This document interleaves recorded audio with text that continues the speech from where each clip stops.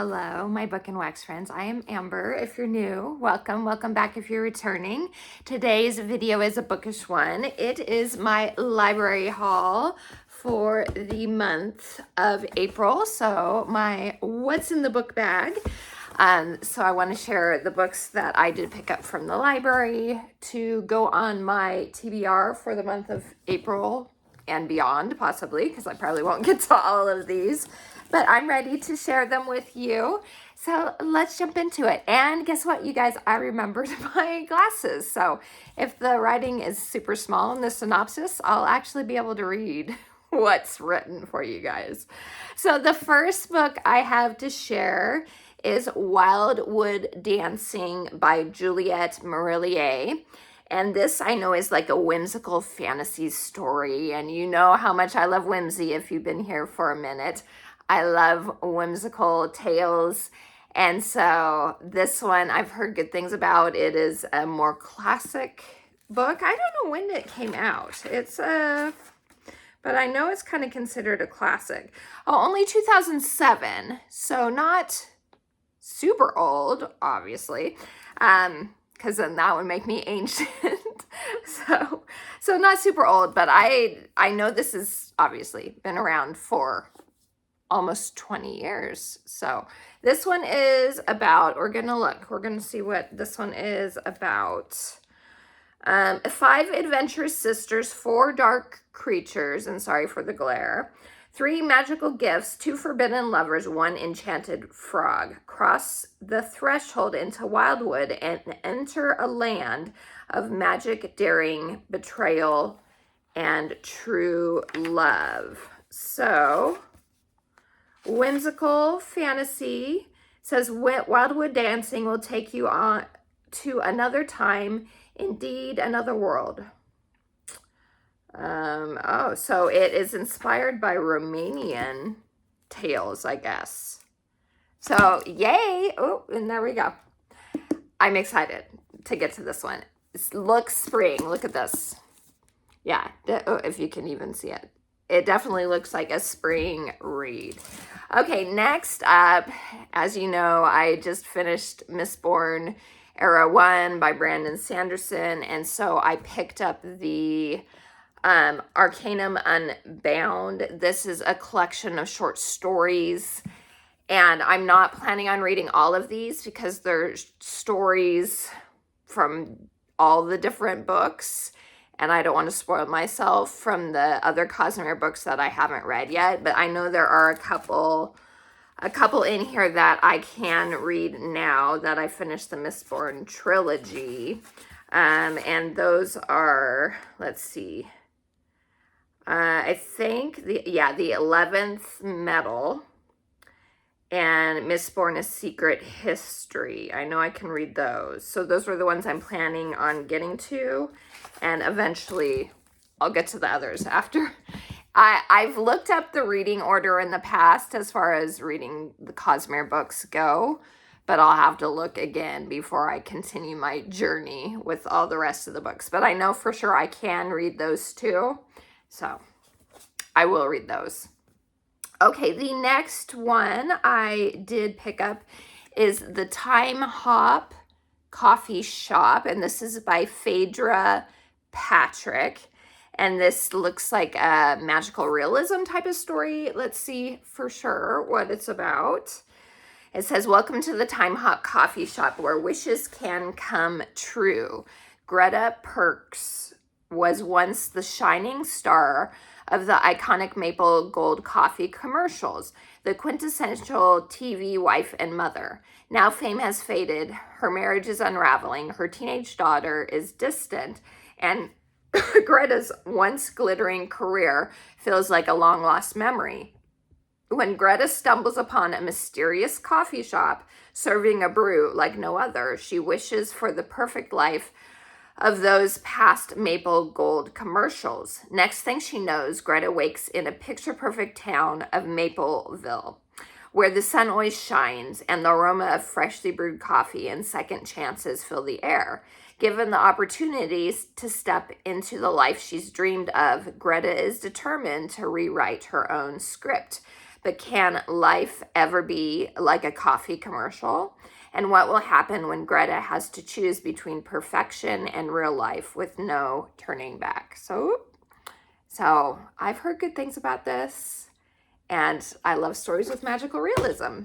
So, okay, next up, if you've seen my hauls, I do already have this book, but I wanted the library copy, and oh, dang, let's do this. I wanted the library copy. The Swan's Daughter by Roshani Chokshi. I have the Fairy Loot edition. I own the Fairy Loot edition.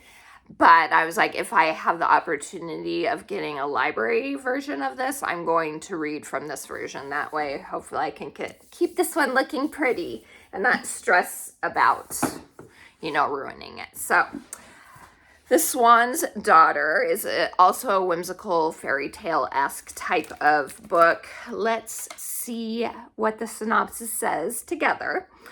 Prince Eris knows that marriage means murder, thanks to a poorly worded wish to a sea witch. All one needs to rule the Isle of Malice.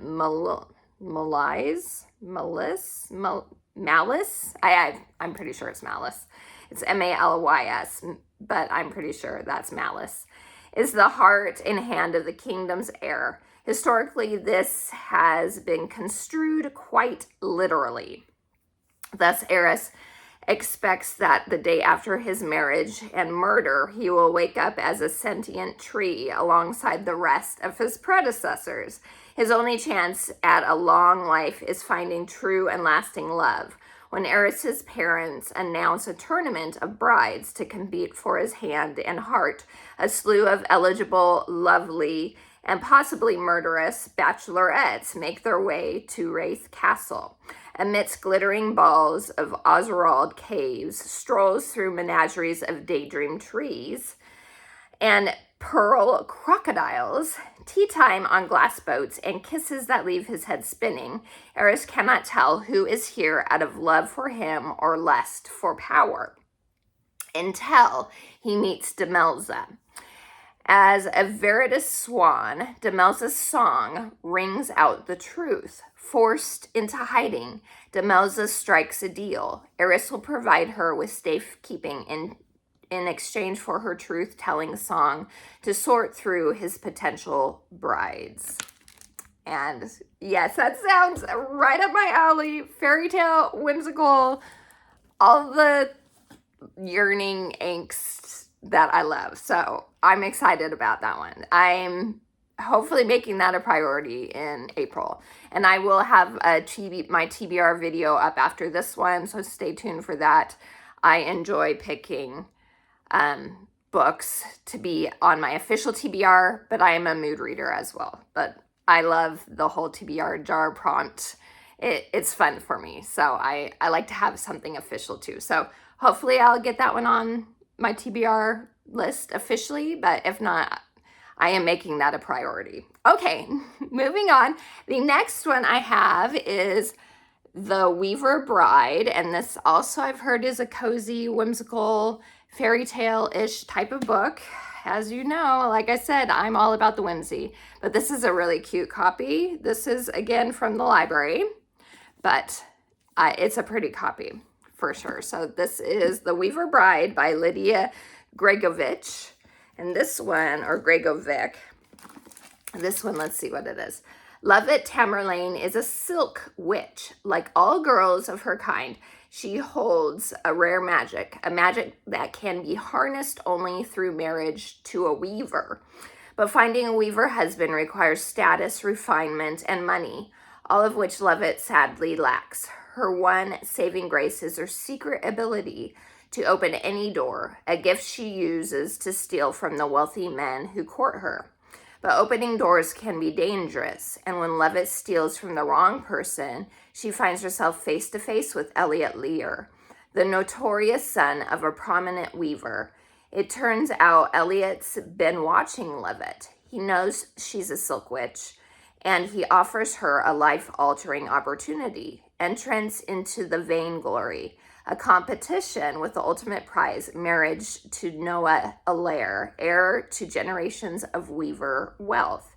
The arrangement seems simple. The twist, this isn't Noah's first vainglory. Last year, the winner died, and the winner was Elliot's sister. If Lovett can find the murderer, Elliot will ensure that she has her pick of Weaver suitors, but Lovett should know better than to take a Weaver at his word. After all, what is love without betrayal? So another competition type of book. Fun. So 2 books that are competition based. Okay, then we have Clooney Brown by Marjorie Sharp. And this one I saw recommended by Jen from Jen's Reading Life. I'll link her channel below. Hopefully I'll remember. I heard it's funny and cute. And so let's see what it's about. A charming tale in which romance, humor, and fantasy are subtly blended. Clooney Brown lived in London with her uncle, who was a plumber. After his wife died, Mr. Porritt felt that Clooney and her escapades were too much for him to handle, so he sent her to be a parlor maid in Devonshire. Friars Carmel was a lovely house, or it might be Carmel.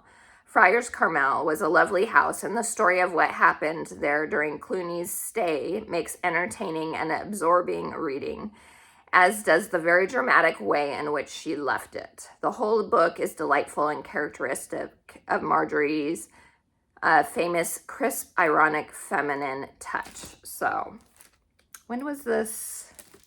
I haven't ever read a book by her, but since this one was so highly recommended, I was like, I want to give it a try. I want to see when this was published.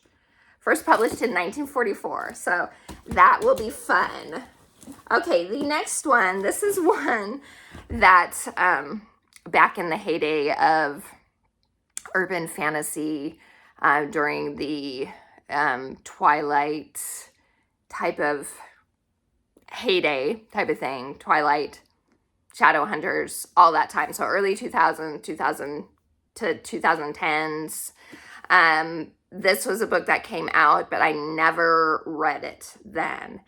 But I did put it on my annual TBR because I've heard really good things, and they have new editions that they just re-released from this book, including some Fairy Loot editions. If I end up really loving this, I'll try and seek out the Fairy Loot editions because they're stunning. They're so beautiful. So I was like, I'm going to read this, and it feels like April will be a good month to do so, and that is Unearthly by Cynthia Hand. So as you can see, definitely early 2010s type of cover with the real life girl on the cover dramatically posed. So let's see what this is about.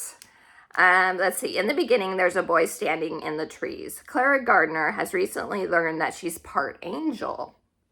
Having angel blood run through her veins not only makes her smarter, stronger, and faster than humans, a word she realizes that no longer applies to her, but it means she has a purpose, something she was put on this earth to do. Figuring out what that is, though, isn't easy. Her visions of a raging forest fire and an alluring stranger lead her to a new school in a new town, where when she meets Christian, who turns out to be the boy of her dreams, literally, everything seems to fall into place and out of place at the same time, because there's another guy, Tucker, who appeals to Clara's less angelic side. As Clara tries to find her way in a world she no longer understands, she encounters unseen dangers and choices she never thought she'd have to make, between honesty and deceit, love and duty, good and evil. When the fire from her vision finally ignites, will Clara be ready to face her destiny? So I enjoy Cynthia Hand's writing. I have read some other things by her, or she was a co-author in the Jane, why am I not remembering the name, but the My Lady Jane, those books. So she has a very humorous type of writing style that I enjoyed. So I'm hoping that will be good. Like I said, I never read it back in the day, and So I want to read it now. So let's see. I did read, like, I got kind of burned out on like the angel books, because at the same time Hush Hush came out, which I read, didn't really like that one. And the Fallen series came out too. That one was a little better, I felt, than Hush Hush.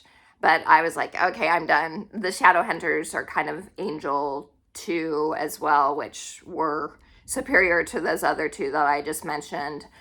So needless to say, I was kind of burned out on the whole angel storylines back in the day. But enough time has passed where I'm like, you know what?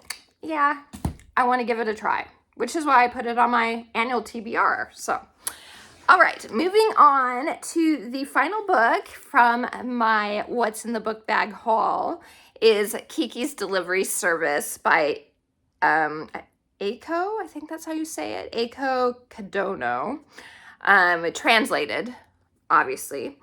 And this was made into a Studio Ghibli film. I'm sorry, it's very overcast today, and so I'm trying to like bend down so I don't. Anyway, okay, so Kiki's Delivery Service. I've never read this. I've read Howl's Moving Castle. That was a fun read, and so I did want to pick this one up and see. Howl's Moving Castle is a different author, but I'm talking about like Studio Ghibli's films. This is another one, like Howl's Moving Castle. So let's see officially what this one is about. Half-witch Kiki never runs from a challenge. So when her 13th birthday arrives, she's eager to follow a witch's tradition, find a new town to call home for 1 year. Brimming with confidence, Kiki flies to the seaside village of Koriko and expects that her powers will easily bring happiness to the townspeople. But gaining the trust of the locals, and finding success is trickier than expected. With her faithful, wisecracking black cat, Gigi, by her side, Kiki forges new friendships and builds her inner strength, ultimately realizing that magic can be found in even the most ordinary places. Blending fantasy with the charm of everyday life, this new translation of Aiko Kadono's beloved classic, which inspired the enchanting animated film, will bewitch hearts of new readers and dedicated fans alike. So, cozy fantasy sounds so cute. And yeah, perfect for April, spring time. So, that's it, you guys. That is all the books that I did pick up from the library for the month of April. Again, I won't get to all of these in April, but hopefully I'll still, even if I don't get to them in April, I'll still keep them on the TBR bookshelf for the following month if I'm still filling them. But I'll start transitioning into more summery reads, I think, by May. We'll see. I don't know. But I like to have options when it comes to what I'm going to pick from my TBR. So that's it, you guys. Thank you so much for spending some time with me. Do you have a spring TBR that you're planning on getting books from? Or are you like a complete mood reader? Are you cool with reading like spooky books during the spring, that sort of thing? Let me know that down in the comments.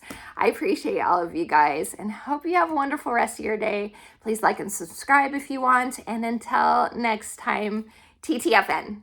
Ta-ta for now.